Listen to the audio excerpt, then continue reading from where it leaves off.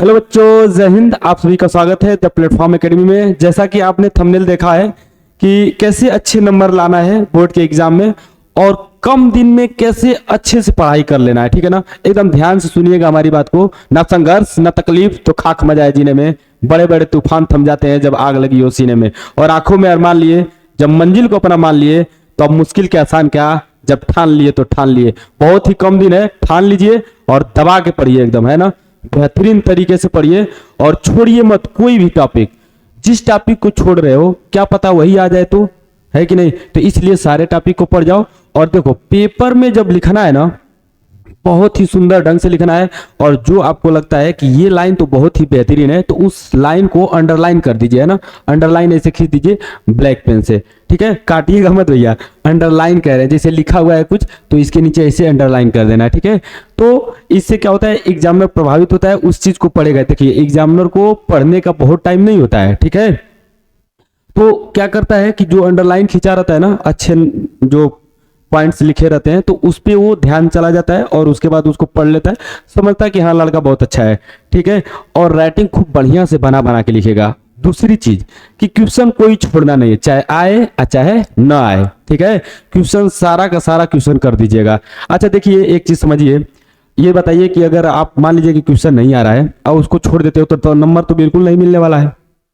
यदि आप उसको लिख दोगे तो क्या पता एग्जामिनर नंबर दे दे आपको, है कि नहीं। तो इसलिए लिख देना है। अगर मान लीजिए कि गलती लिख दिए, सोचो कि अरे गलत है तो गलत है तो गलत है भाई, फंसरी पे तो आपको चढ़ा नहीं देगा, फांसी चढ़ा देगा नहीं ना।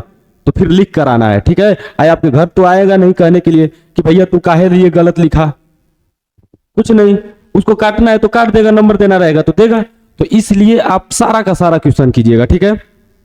लिखने का तरीका मैं आपको बताया हूं। देखिए, बहुत ही कम समय का ये वीडियो है ना। तो इसलिए मैं ज़्यादा आपको कुछ उतना नहीं बताने वाला हूँ। बाकी आप सारा का सारा फार्मूला, जितना टॉपिक है उतना टॉपिक किसी भी सब्जेक्ट का पढ़ जाइएगा, और बहुत ही कम टाइम है। देखिए, मैं आपको बता रहा हूँ, जितना आप लोग घूम रहे हो दोस्तों के साथ, फोन से फोनिया रहे हो, है ना, और नागमणि के चक्कर में पड़े होगे, तो नागमणियों का चक्कर छोड़ दीजिए, ठीक है। पढ़ाई पे ध्यान दीजिए और उसके बाद जब पेपर दे लीजिएगा तो खूब चक्कर मारिएगा, कोई आपसे कहने वाला नहीं है, ठीक है। तो इसलिए पूरा ध्यान से पढ़िएगा और बेहतरीन तरीके से पढ़िए और राइटिंग बना के लिखिए। और दूसरी चीज ये कि यदि आप स्केच से नहीं अभी लिख पा रहे होगे, अगर नहीं लिख रहे होगे, प्रैक्टिस नहीं बनाओगे, तो 2-4-5 दिनों का टाइम है, आप अपना स्केच से लिखने का प्रैक्टिस बनाइए, स्केच से हेडिंग डालिएगा, है ना। और सीबीएसई बोर्ड का तो एग्जाम होने ही वाला है, 15 तारीख से स्टार्ट ही है। तो इसलिए सीबीएसई बोर्ड वालों को भी एक सहूलियत दे रहे हैं कि वो भी, मतलब जैसे मैं बता रहा हूँ, यूपी बोर्ड चाहे सीबीएसई बोर्ड, दोनों का लिखने का प्रोसेस है कि है भाई। ये थोड़ा नहीं है कि सीबीएसई बोर्ड बहुत ही बेहतरीन तरीके से लिखेगा और यूपी बोर्ड ऐसे ही लिख देगा तो नंबर पा जाएगा, ऐसा कुछ है नहीं। सबके लिए समान है। सब लोग राइटिंग बना के लिखो, सब लोग लिखने का तरीका सीखो, कैसे लिखा जाए कि एग्जाम में नंबर बढ़िया उठ सके, है ना। तो जो जितना अच्छा से लिखेगा, जो जितना फ्रेश लिखेगा, उसका उतना ही बढ़िया नंबर आएगा, ठीक है। राइटिंग को बहुत ध्यान में रख के दीजिएगा। राइटिंग पे कोई भी कह दे टीचर की नहीं उतना राइटिंग का महत्व नहीं है ना। महत्व है भैया। हमको खुद बताओ, मैं खुद टीचर हूँ, मुझे खुद किसी का राइटिंग अगर अच्छा लगता है तो मैं खुद उसको बढ़िया नंबर दे देता हूँ, अरे हाँ लड़का बहुत अच्छा लिखा है, ठीक है। तो इसलिए प्रभावित करता है राइटिंग, ठीक है। तो राइटिंगों पर ध्यान दीजिएगा। जो इसके काट काट के लिखते हो तो उस पर अगर लिख सको तो काट के उसको प्रश्नोत्तर संख्या करके डालिएगा, और घाउज माउज मत लिखिएगा, है ना। प्रश्नोत्तर संख्या ऐसे बीच में लिखिएगा, उसके बाद एक लाइन छोड़ के क्वेश्चन लिखना शुरू कर दीजिएगा, ठीक है। जब लिख लीजिएगा, मान लीजिए इतना में लिख दिया, फिर प्रश्नोत्तर संख्या लिखना है ना, तो एक लाइन छोड़ के फिर प्रश्नोत्तर संख्या दीजिए और फिर से एक लाइन छोड़ के उसका आंसर करना शुरू कीजिए, ठीक है। ऐसे किया जाता है। और मान लीजिए कि कोई मैथ का सवाल लगा रहे हो, अगर वो नहीं आ रहा है, रफली काम करना है, तो आप पीछे उसके बैक पेज पे चाहे एकदम पीछे चले जाओ, है ना, रफ काम करके और उस पर रफ लिख देना, ठीक है, ऊपर।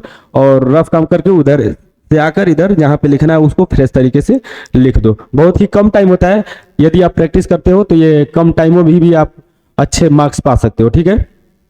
तो इतना ही। बाकी हम लोग सारे अपने जितने भी हमारे टीचर हैं, हम लोग टीचर सभी लोग इकट्ठा होके और इस पे चर्चा करेंगे बेहतरीन तरीके से।